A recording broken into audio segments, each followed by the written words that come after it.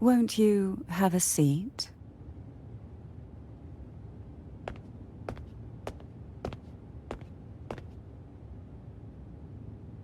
I hope you'll accept this tea as my way of apologizing for the incident with Gilberto. Members of the family may have troubled you, but there is no stain that can't be washed away. Every sorrow has its own way of fading, don't you think? You still hold a grudge? Won't you accept my apology?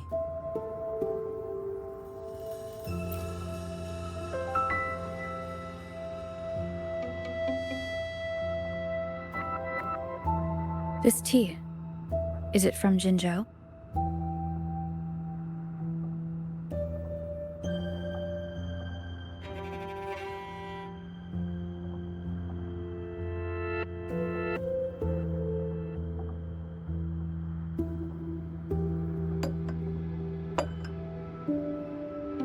I invited you here to ask that you might serve as a mediator.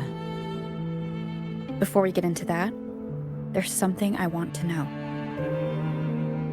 I imagine it concerns the Phasalia family's true beliefs. It would seem Gilberto's mind is beyond saving. But let's not dwell on that. What is your opinion on the current state of Raguna?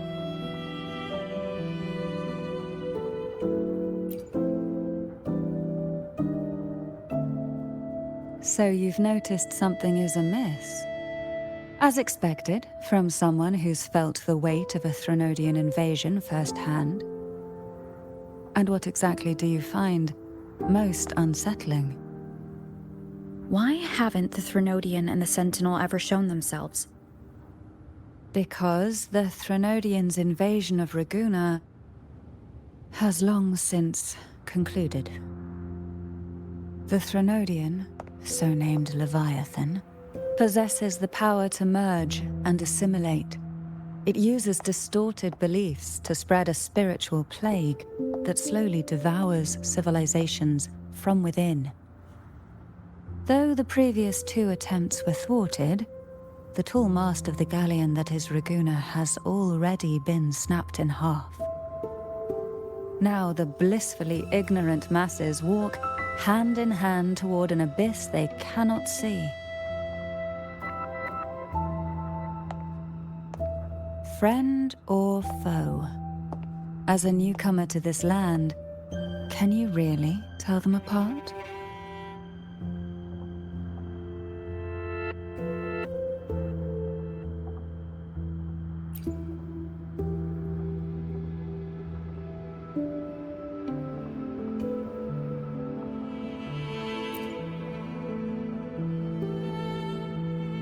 Yes and no.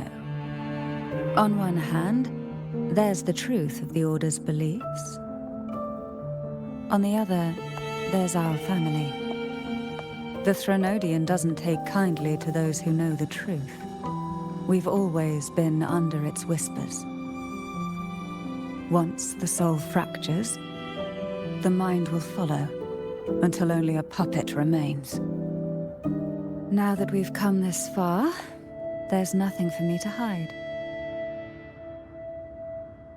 My only hope is that once you learn everything, you will carefully consider my request. Come. The truth you seek lies in the deepest part of the castle.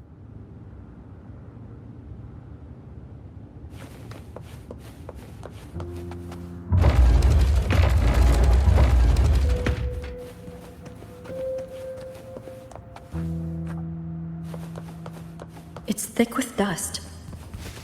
Hard to believe they're truly worshipping it. Curious about that statue. It represents the unbroken friendship between the Phasaelius and the Order. But in the eyes of outsiders, it is more a symbol of defeat and submission.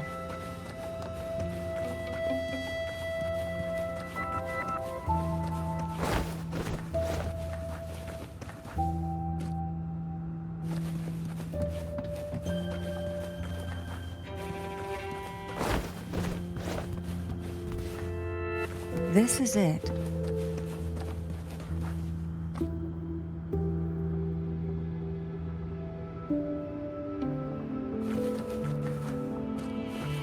Are you prepared? Yes. Now that we're here, I'm afraid I can't let you leave, even if you want to.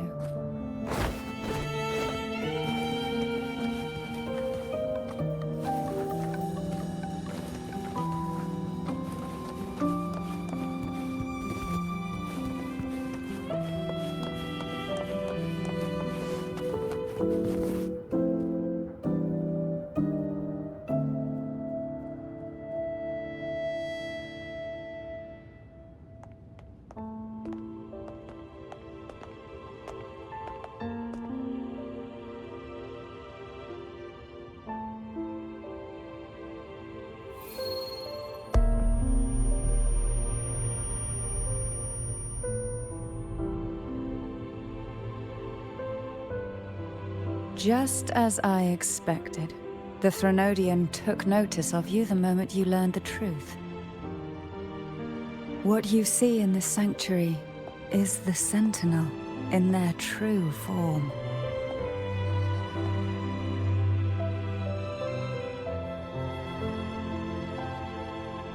A majestic steed that galloped with the wind, not a creature of the ocean's depths. The Order worships a half-horse, half-sea creature divinity, a form the Sentinel assumed only after being corrupted by the Threnodian. Although the Sentinel's will has yet to fade, who knows how much longer they can endure. I wish to ask you to persuade the Sentinel of Jinzhou, Jue, to come to Renacita, to save Imperator.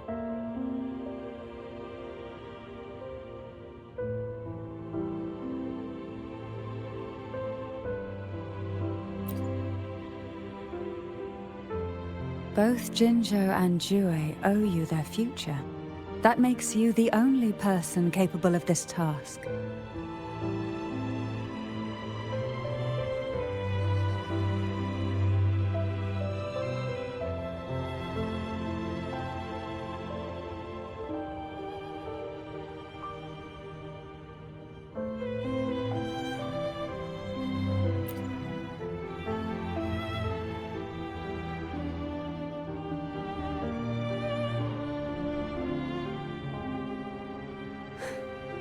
I understand the position you are in. Word has it that you're currently staying at a hotel and are at odds with the Order. Perhaps a stay at my estate would suit you for the remainder of your time in Renacita.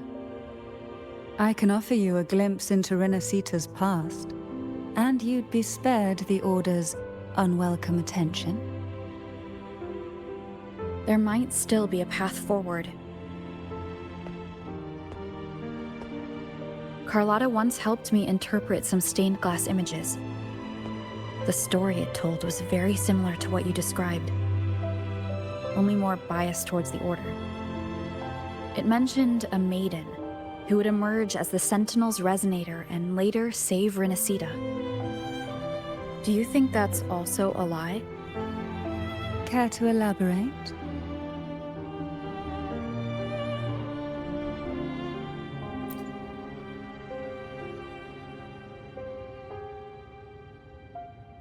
The part regarding the Maiden isn't entirely fiction.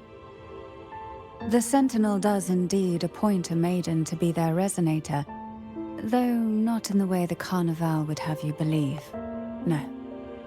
It's through resonance with a very particular artifact.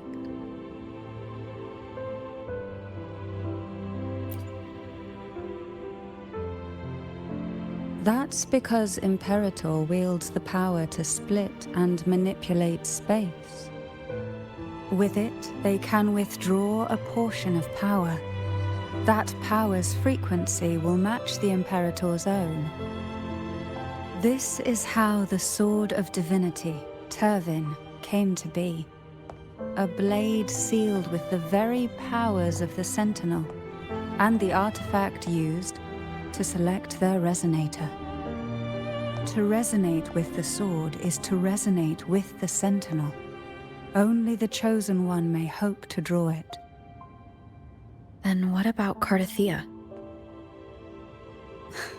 The martyred maiden. The nature of her resonance is unclear to me. Perhaps she resonated with the Threnodian, or perhaps with the Sentinel in its corrupted form. But choosing her could not have been the Sentinel's will.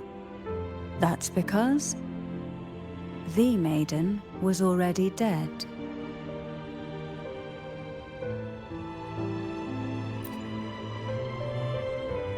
In the past, each year the Thessalia family would hold the Divine Trials to select those with the strongest will. These young women would attempt to resonate with Turvin's powers. While overclocked, of course. Though none succeeded, some saw fragments of the truth hidden within the resonance. I was one of them. There was a moment where I glimpsed the Sentinel's corrupted form and the inverted ruins suspended in the sky. I also learned that only Turvin can break the barrier of that sonorosphere. When I awoke from that vision, I discovered a line of words inscribed onto my hand. I would never mistake my own handwriting. That is precisely why I'm searching for other possibilities. The words were, "The Maiden is dead."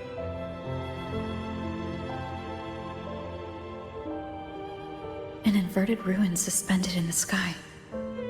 Her and Cardathea's descriptions bear many similarities. If Turvin is the key to entering the Sonarosphere, it stands to reason that Imperator may have played a role in the sphere's creation. If I can confirm that Turvin was truly left by Imperator, at least it would prove that neither are lying. Cantarella said she was overclocking when she tried resonating with Turvin. That's exactly what happened with Jinshi.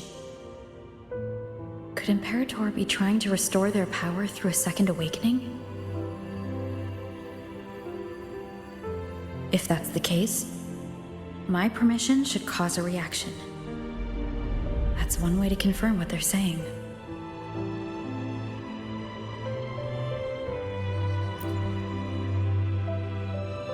I suppose all that's left is its symbolic value. However, do handle it with care. It is a family heirloom.